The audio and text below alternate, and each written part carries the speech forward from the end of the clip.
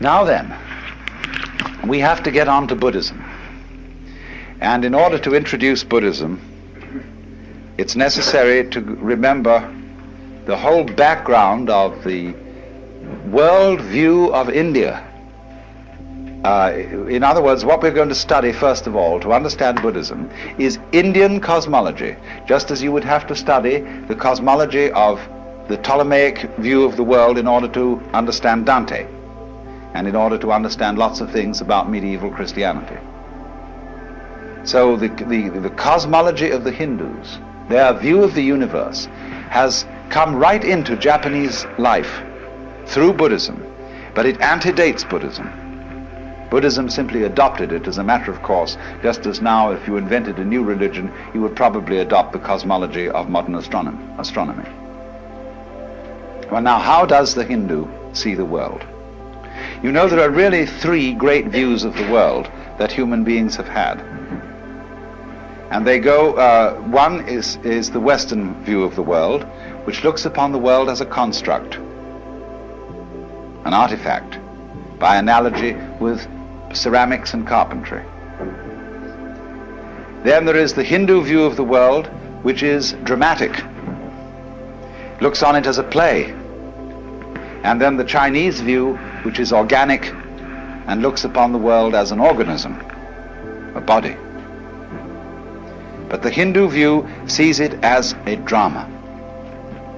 And it's simply this: there is what there is, and always was and always will be, which is called the self. That in Sanskrit is Atman, A-T-M-A-N. And the Atman is also called Brahman.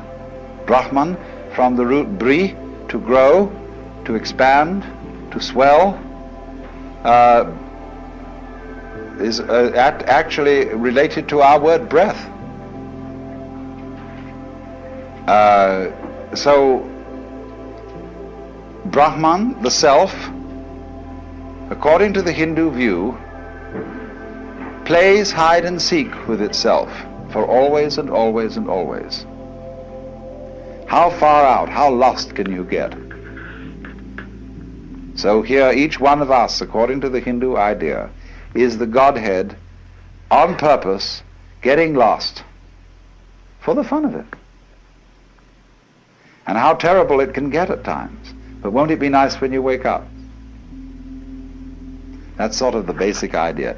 And I found it's an idea that any child can understand. It has great simplicity and great elegance. Now, in part of this cosmology, we must understand another feature of this conception of the universe.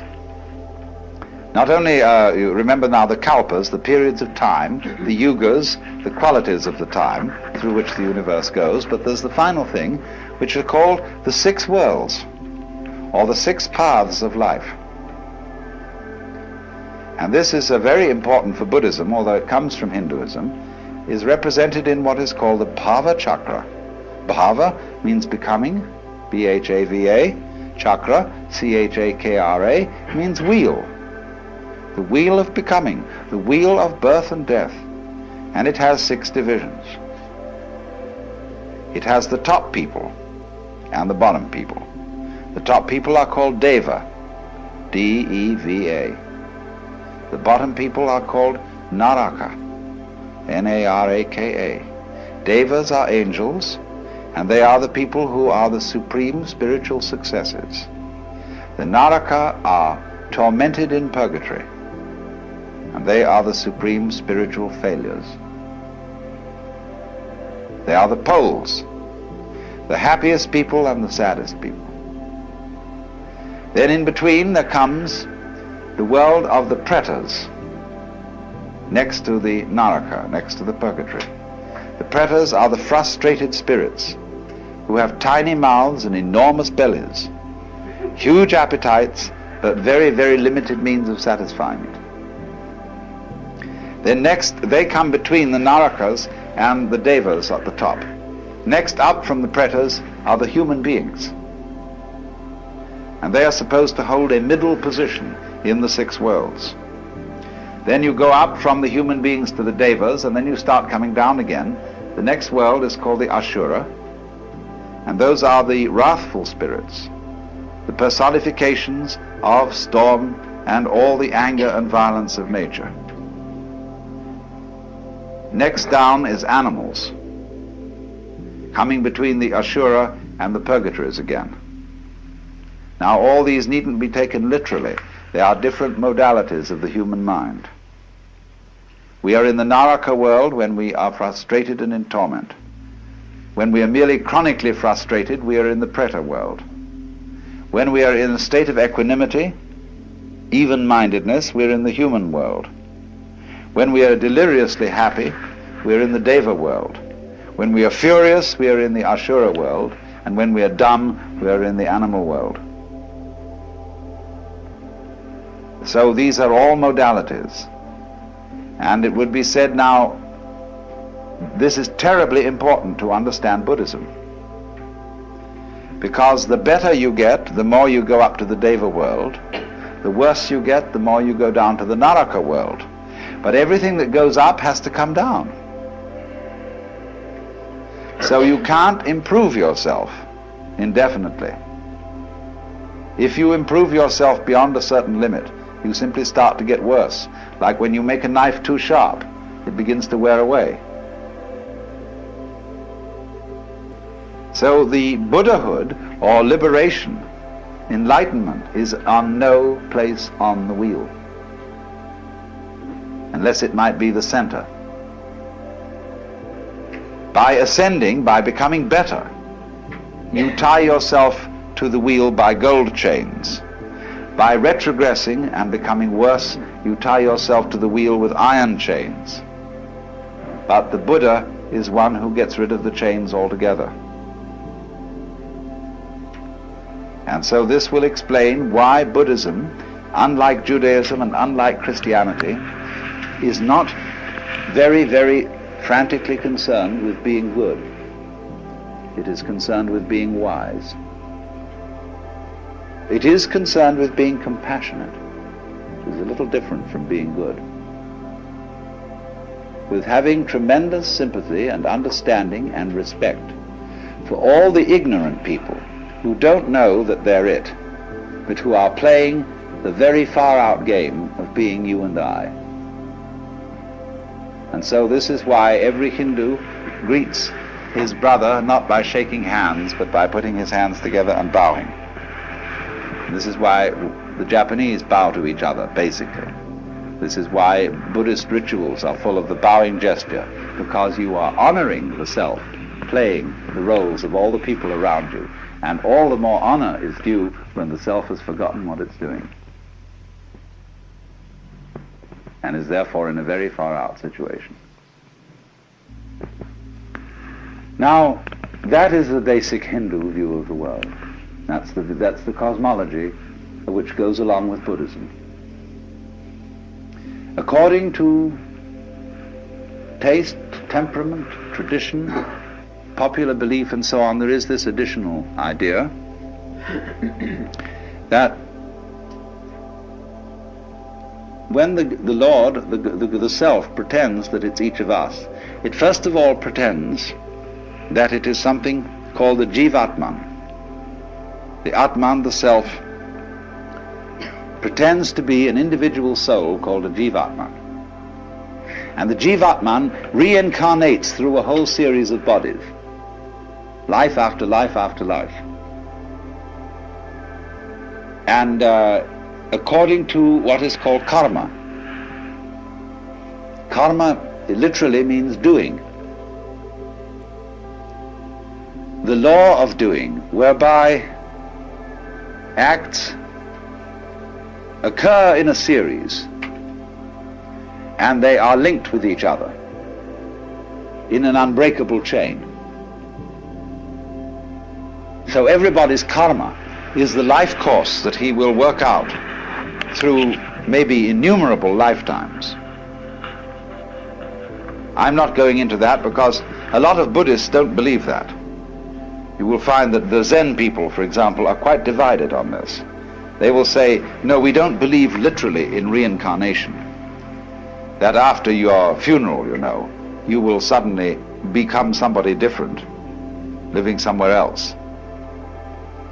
They will say reincarnation means this, that if you sitting here now are really convinced that you're the same person who walked in at the door half an hour ago, you're being reincarnated.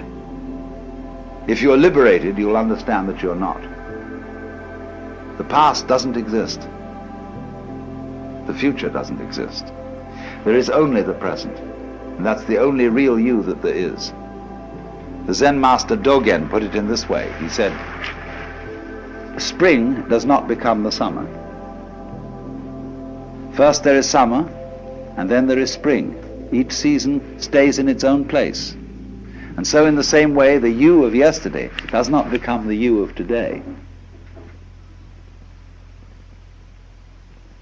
T.S. Eliot has the same idea in his poem, The Four Quartets, where he says, when you settle down in the train to read your newspaper and so on, you are not the same person who a little while ago left the platform. If you think you are linking your moments up in a chain. And this is what binds you to the wheel of birth and death. But when you know that every moment at which you are is the only moment, this comes into Zen. A master will say to somebody, get up and walk across the room. And he comes back and he says, where are your footprints? They've gone. So where are you? Who are you? When we are asked who we are, we usually give a kind of recitation of a history. Well, I'm so-and-so, I was given this name by my parents, I've been to such and such a college, I've done these things in my profession, and I produce a little biography. Buddha says, forget it. That's not you. That's some story. That's all gone, that's all past. I want to see the real you are now. Well, nobody knows who that is, you see. Because we don't know ourselves except through listening to our echoes and consulting our memories. But then there's a real you, and that again leads us back to this question. Who are you? That is the real you. We shall see how they play with this in Zen, by the koans, to get you to come out of your shell and find out who you really are. Well now, whereas in India, this worldview is tied up with a whole culture involving every circumstance of everyday life. Hinduism is not a religion in the same sense that, say, being an Episcopalian or even a Roman Catholic. Hinduism is not a religion, it is a culture. In this respect, it's more like Judaism than Christianity, because a person is still recognizable as a Jew even though they don't go to synagogue, because there's certain cultural things that Jewish people who come of a line of Jewish parents, people who have been practicing Jews, they still continue certain ways of doing things, certain mannerisms, certain attitudes, and so they are cultural Jews instead of religious Jews. Now, Hinduism is the same sort of thing. It is a religion culture, and so it involves living in India, really, to be a Hindu. Because of the differences of climate, the differences of arts and crafts, technology, you can't be a Hindu in the full sense in Japan or in the United States. So what is Buddhism? Buddhism is Hinduism stripped for export.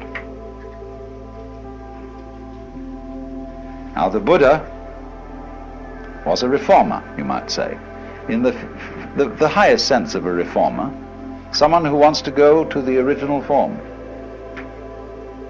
or to reform it for the needs of a certain time.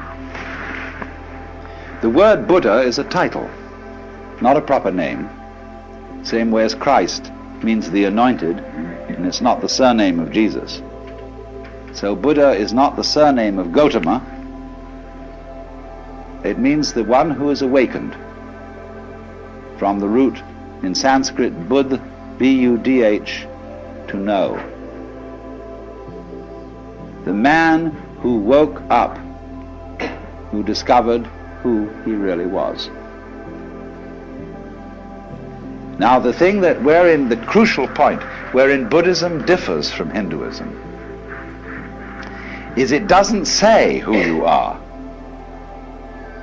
It has no idea, no concept, and I emphasize the word idea and concept. It has no idea and no concept of God. Because Buddhism is not interested in concepts, it's interested in direct experience, and direct experience only. So from the Buddhist standpoint, all concepts are wrong. Just in the same way that nothing is really what you say it is. Is this a stool? It isn't now, it's a wastebasket.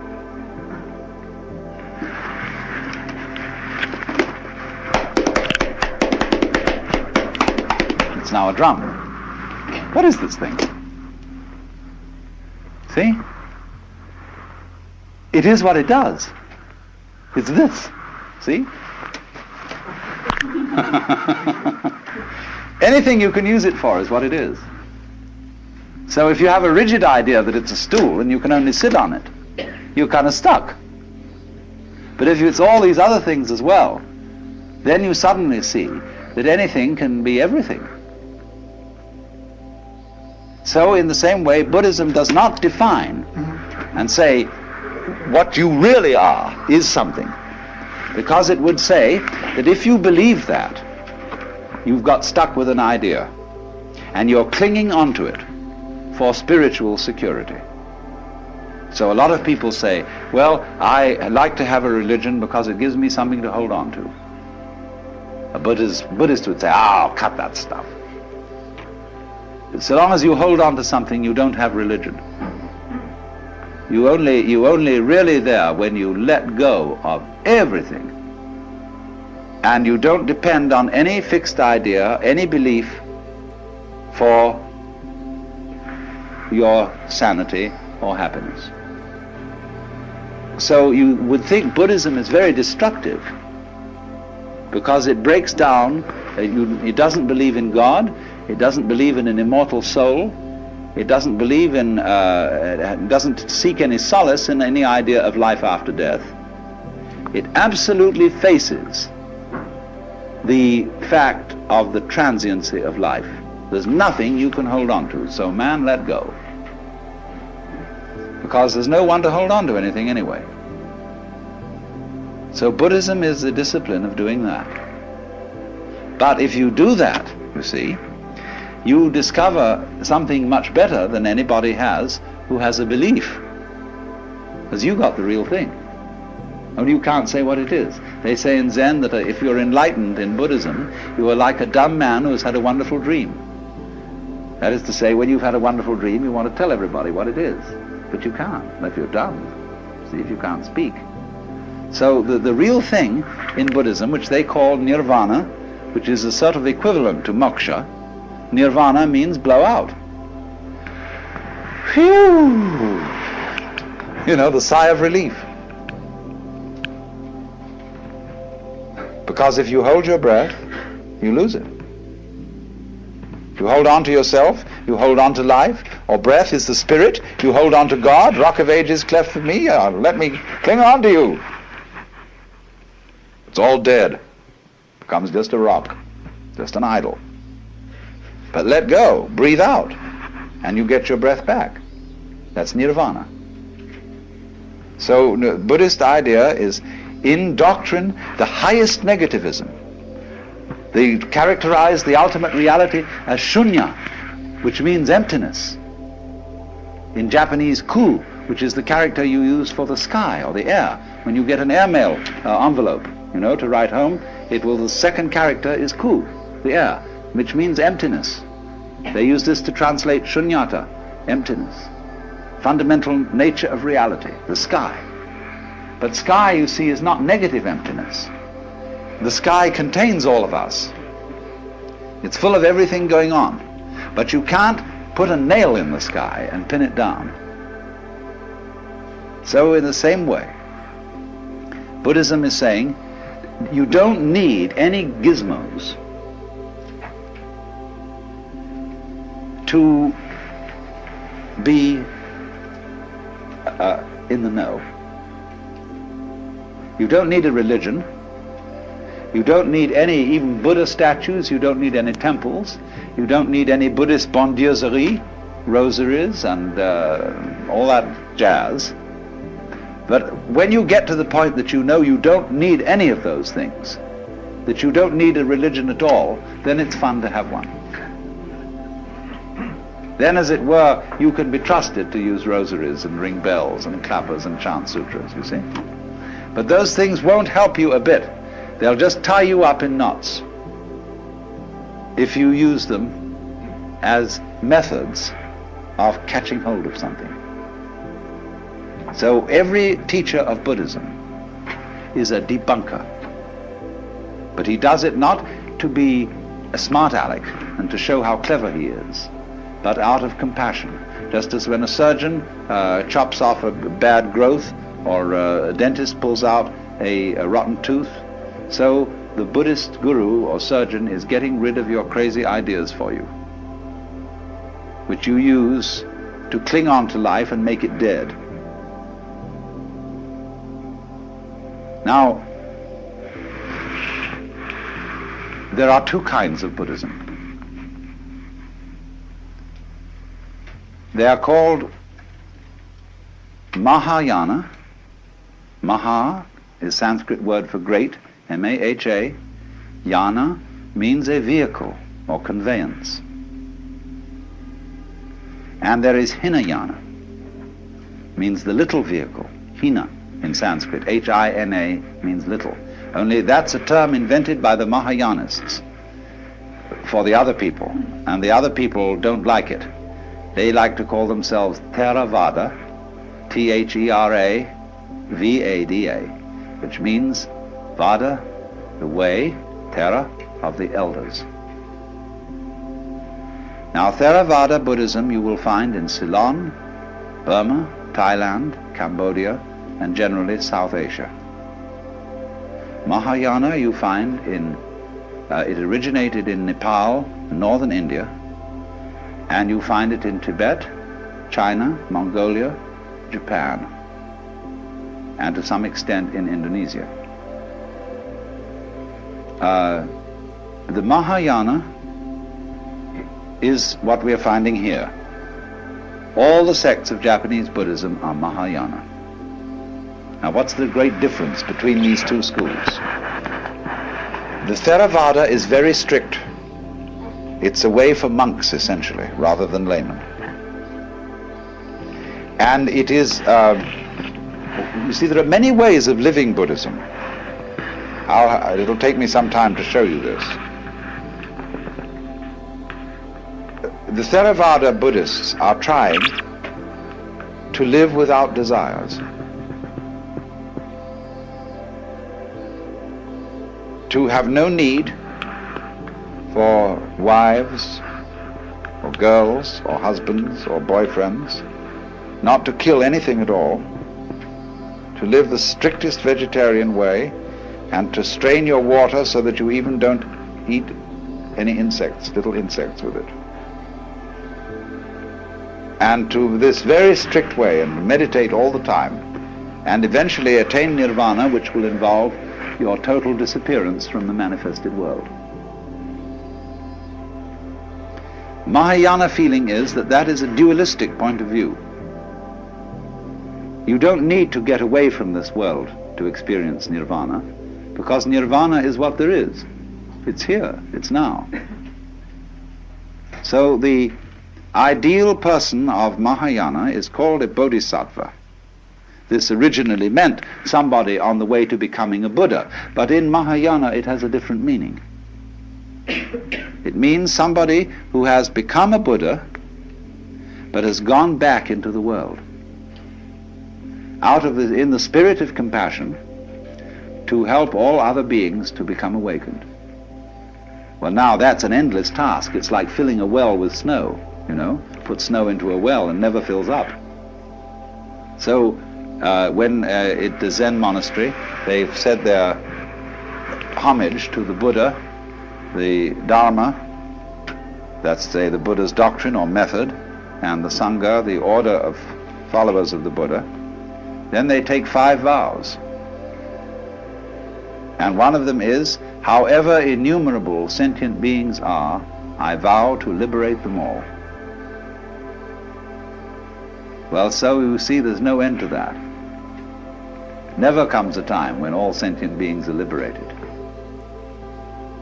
But actually, from the standpoint of one who is a Buddha, he sees everybody as liberated. In other words, if I were to be a Buddha, I wouldn't say, now look everybody, I'm a Buddha, and I'm more experienced than you, and I know more than you, and you owe me respect on that account. On the other hand, I would see you all as being exactly right where you are. All of you Buddhas. And even those of you who don't know it, it would be right for you not to know it at this moment. In talking about Buddhism in past seminars, I explained that it's absolutely fundamental to an understanding of Buddhism to recognize that its whole method of teaching is dialectic. That is to say, it consists of a dialogue between a teacher and a student. And the method of this dialogue is called upaya, that is to say, skillful means used by the teacher to bring about the enlightenment of the student. The word upaya meaning expert pedagogy in teaching, but meaning deceit when used in a political context. And since Buddhism is a dialogue, what you ordinarily understand as the teachings of Buddhism are not the teachings of Buddhism. They are simply the opening gambit or the opening process of this dialogue. And the point being that Buddhism is not a teaching. Its essence consists in a certain kind of experience, in a transformation of consciousness which is called awakening or enlightenment, which involves our seeing through or transcending the hoax of being a separate ego. And so a Buddhist does not have the same tendency that a Christian has to want to find out what his faith is by going back to the most original sources. There has always been a tendency in Christianity to ask, what did Jesus really teach? What is the pure New Testament, uncorrupted by theologians and by scribes who inserted things into the mouth of the master? It does not occur to Buddhists to have this attitude because of this dialectic pattern. You see, when you have an acorn, if it's a lively acorn, it grows into an oak. And that's the way it should be. In other words, it should develop into something. And so Buddhism, as it has developed since the days of the Buddha, has gone a long way. It has become sometimes more complex, sometimes more simple. But it has changed radically because the seed which the Buddha planted was alive. Now, for example, when we ask what are the Buddhist scriptures, you can get 2 answers to that question. In the Southern School, there is a set of scriptures which are written in the Pali language, divided into 3 sections, called the Tipitaka, which means the three baskets, because these palm leaf manuscripts on which the sutras were eventually written down were of course carried around in baskets, and three baskets of these palm leaf manuscript volumes comprise the Buddhist scriptures. But you must remember that in the evolution of these scriptures, that the Buddha wrote nothing, nor did his immediate disciples. That's a very important thing to remember, that all Indian scriptures were for many centuries handed down orally. And so we have no clear guide as to their dates. Because when you hand down an oral tradition, you are not always likely to preserve certain historical landmarks. Supposing we're talking about a certain king, and the name of this king will mark a historical point. But in an oral tradition, the name of the king is likely to be changed every time the story is told to correspond to the king then reigning. So, in other words, things that do change, that have a historical rhythm, like a succession of kings, they will be changed in handing down the oral tradition. But things that do not change, that is to say, the essential principle of the doctrine, they won't be altered at all. So you must remember that the Buddhist scriptures were for some hundreds of years handed down orally before they were ever committed to writing. And that accounts for their monotonous form. That is why everything is numbered, why there are 4 noble truths, 8 steps of the Eightfold Path, 10 fetters, 5 skandhas, 4 Brahma Viharas or meditation states, and so on and so on. Everything is put in numerical lists so as to be memorized easily. And so there are formulae which are constantly repeated, and this is supposed to aid the memory. Now then, it is obvious that those scriptures of the Pali Canon, when you really sit down and read them, you know that what has happened here is that partly they have a certain monotony due to mnemonic aids, but also that in the course of time before they were written down, many monks spent wet afternoons adding to them, and adding things in such a style that no inspired person could ever have said them. And they made commentaries upon commentaries upon commentaries, and lots of them had no sense of humor. I always love the passage where the Buddha is giving instructions on the art of meditation, and he's describing a number of things on which one could concentrate. And there's a commentator making little notes on this. And so when he's made his list of things on which you could concentrate, like a square drawn on the ground, or the tip of your nose, or a leaf, or a stone, or anything, and then he says, or on anything. And the commentator puts footnote, but not any wicked thing.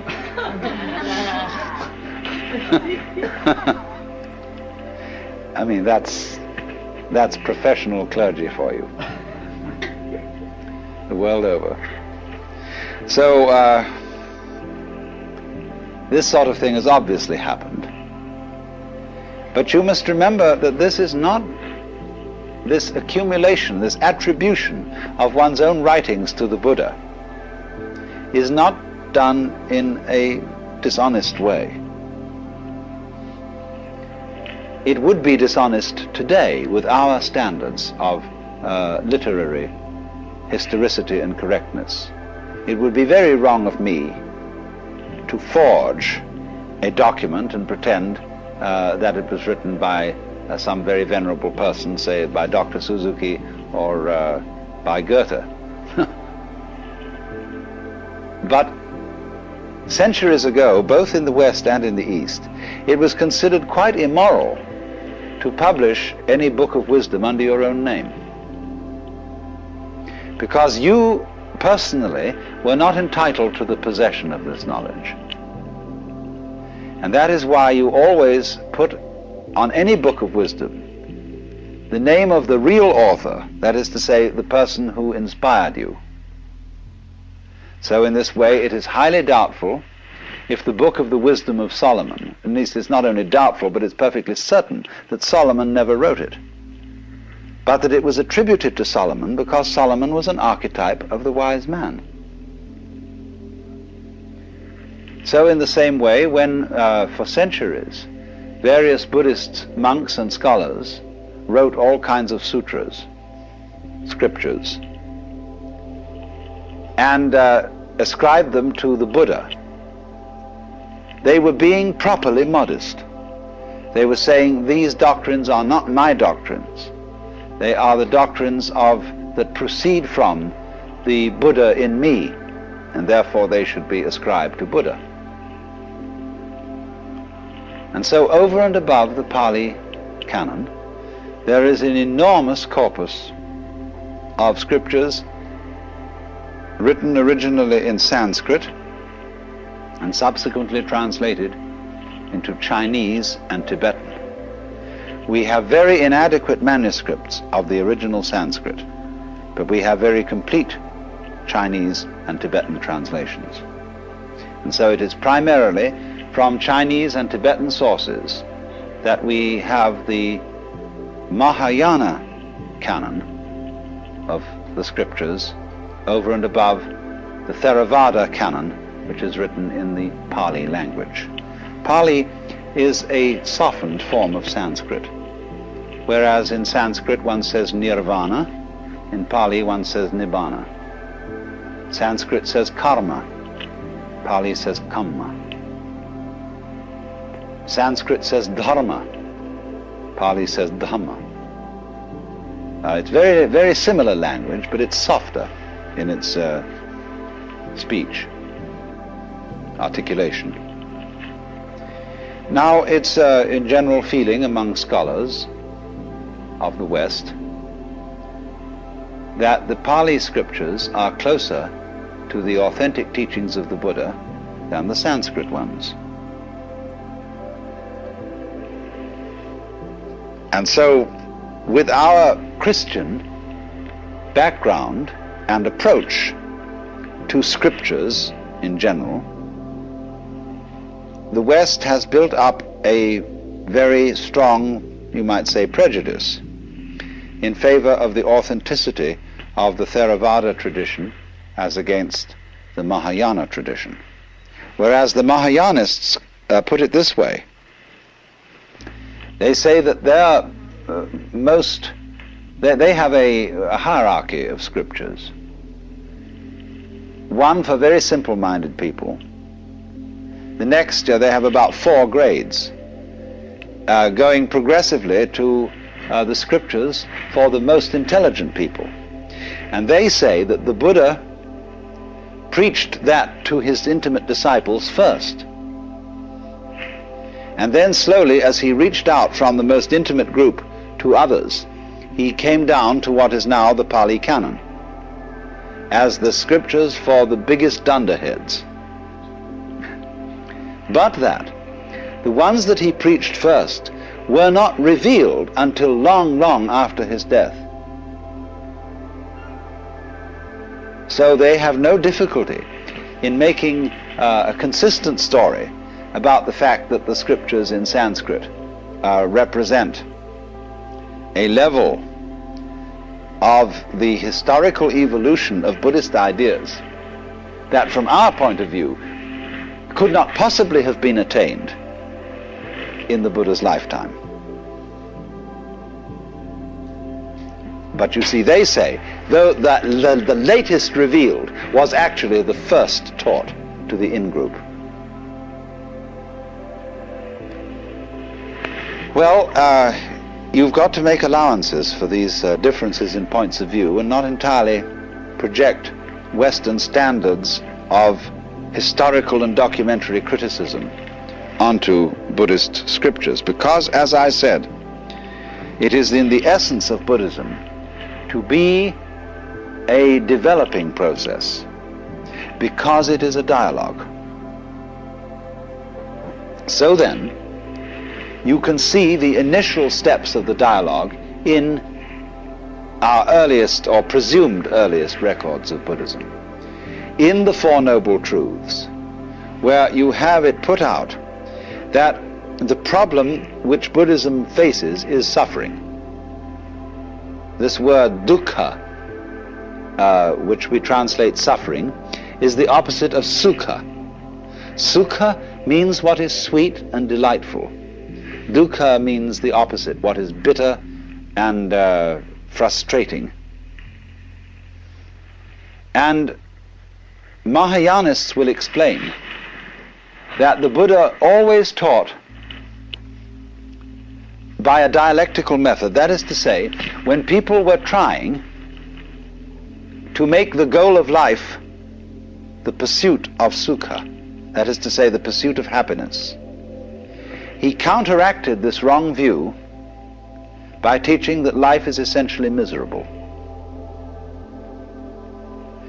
When people thought, for example, that there is a permanent and eternal self in each one of us, and clung to that self, the Buddha, in order to counteract this one-sided view, taught the other extreme doctrine that there is no fixed self in us, no ego. But a Mahayanist would always say, the truth is the middle way. Neither sukha nor dukkha, neither atman nor anatman, self nor non-self. The whole point is like this. Once when R.H. Blythe was asked by some students, do you believe in God? He answered, if you do, I don't. If you don't, I do. And so in much the same way, all Buddhist pedagogics, teaching, is specifically addressed not to people in general, but to the individual who brings a problem. And wherever he seems to be overemphasizing things in one way, the teacher overemphasizes in the opposite way, so as to arrive at the middle way. So then, with this emphasis on life is suffering, it's simply saying, this is the problem we're dealing with. We hurt. We human beings feel pretty unfairly treated because we are born into a world so arranged that the price that we pay for enjoying it, that is to say, for having sensitive bodies, is that these bodies are at the same time, because they are sensitive, capable of the most excruciating agonies. Isn't that a nasty trick to play on us? What are we going to do about it? This is the problem. So then when the Buddha says, the cause of suffering is desire, Trishna is our word thirst, and may perhaps be translated desire in a very general sense, or perhaps better craving, clinging, grasping, something like that. He is saying now, I'm going to make this suggestion. You suffer because you desire. Now supposing then you try not to desire, and see if by not desiring you can cease from suffering. Or you can put the same thing in another way.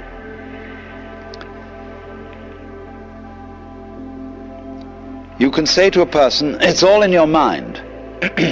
There is nothing either good or ill, but thinking makes it so. And therefore, if you can control your mind, you've nothing else that you need control. For example, you don't need to control the rain if you can control your mind. If you get wet, it's only your mind that makes you think it's uncomfortable to be wet. A person who's got good mental discipline can be perfectly happy wandering around in the rain. You don't need a fire if you've got good mind control. Because if you've got ordinary bad mind control, when it gets cold, you start shivering. That's because you're putting up a resistance to the cold. You're fighting it. But don't fight it. Relax to the cold. And in other words, this is a matter of mental attitude, and then you'll be fine. Always control your mind. This is another way of approaching it, you see. Now then, as soon as the student begins to experiment with these things, he finds out that it's not so easy as it sounds. Not only is it very difficult not to desire, not only is it very difficult to control your mind, but there's something phony about the whole business. And this is what you're intended to discover. That namely, when you try to eliminate desire in order to escape from suffering, you desire to escape from suffering. You are desiring not to desire. In other words, I'm not merely playing with logic. I'm saying that a person who is escaping from reality will always feel the terror of it.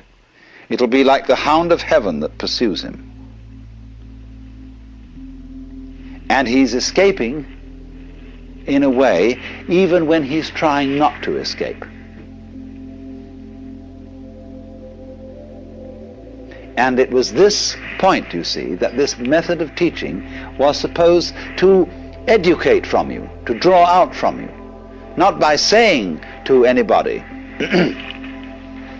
all this in the first place, but by making the experiment not to desire, or the experiment to control your mind thoroughly. This is the first step. To understand this, you must go through that, or some equivalent of it, so as to come to the point where you see you are involved in a vicious circle. That in trying to control your mind, the motivation, the reason for which you are doing it, is still clinging and grasping. There is still self-protection. There's still lack of trust and love. So, when this is understood, the student returns to the teacher and says, look, this is my difficulty. I cannot eliminate desire because that itself, my effort to do so, is itself desire. I cannot eliminate selfishness because my reasons for wanting to be unselfish are selfish. As one of the Chinese Buddhist classics puts it, when the wrong man uses the right means work in the wrong way. Now the right means are all the traditional disciplines. And you're going to use them. You see, you're going to practice Zazen or whatever and make yourself into a Buddha. But you see, if you're not a Buddha in the first place, you can't become one because you'll be the wrong man. You're using the right means, but because you're using them for a selfish intent or a fearful intent, you're afraid of suffering and you don't like it and you want to get out of it, you want to escape. All these, you see, are the motivations which frustrate the right means. So one is meant to find that out. And so then, in course of time, when all this was thoroughly explored by the Buddha's disciples, there developed a very evolved form of this whole technique of dialectic, which was called Madhyamika, M-A-D-H-Y-A-M-I-K-A. It means the middle way. But it was a form of Buddhist practice and instruction developed by Nagarjuna, N-A-G-A-R-J-U-N-A, who lived approximately in 200 A.D.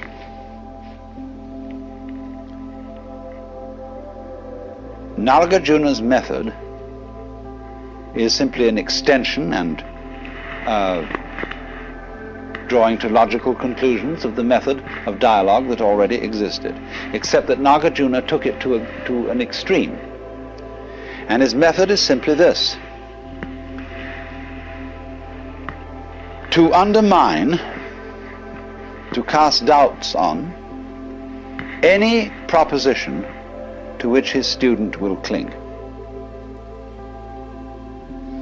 To destroy all intellectual formulations and all concepts of the nature of reality or the nature of the self whatsoever. Now, you might think that that was simply a parlor game, a little intellectual exercise, but if you engaged in it, you would find it was absolutely terrifying. And you would feel yourself brought very close to the verge of madness. Because a skillful teacher in this method reduces you to a shuddering state of total insecurity. I have watched this being done among people you would consider perfectly ordinary, normal Westerners who thought they were getting involved in just a nice abstract intellectual discussion. But then finally the teacher, as the process goes on, discovers in the course of the discussion what are the fundamental premises to which every one of his students is clinging. What is the foundation of sanity? What do you base your life on? When he has found out what that is for each student, he destroys it. He shows you that you can't found a way of life on that. That it leads you into all sorts of inconsistencies and foolishness. And the student turns back to the teacher and says, well, it's all very well for you to pull out all the carpets from under my feet. What would you propose instead? And the teacher says, I don't propose anything. He's no fool. He doesn't put up something to be knocked down. But you see, here are you. If you don't put up something to be knocked down, then you can't play ball with the teacher. And you may say, well, I don't need to. Then on the other hand, there's something nagging you inside telling you you do. And so you go and play ball with him, and he keeps knocking it down. Whatever you propose, whatever you cling to. And this exercise produces in the individual a real traumatic state. People get acute anxiety. And you wouldn't think so, because it's just seemed as if it were nothing more than a discussion on a very intellectual and abstract level. But when it really gets down to it, and you find that you don't have a single concept you can really trust, it's the heebie-jeebies. But it is, you are preserved from insanity by the discipline, by the atmosphere set up by the teacher, and by the fact that he seems perfectly happy without anything in the way of a concept to cling on to. And the student looks at him and says, he seems to be all right. Maybe I can be all right too. You know, this gives a certain confidence, a certain feeling that all is not mad, because the teacher, in his own way, is perfectly normal.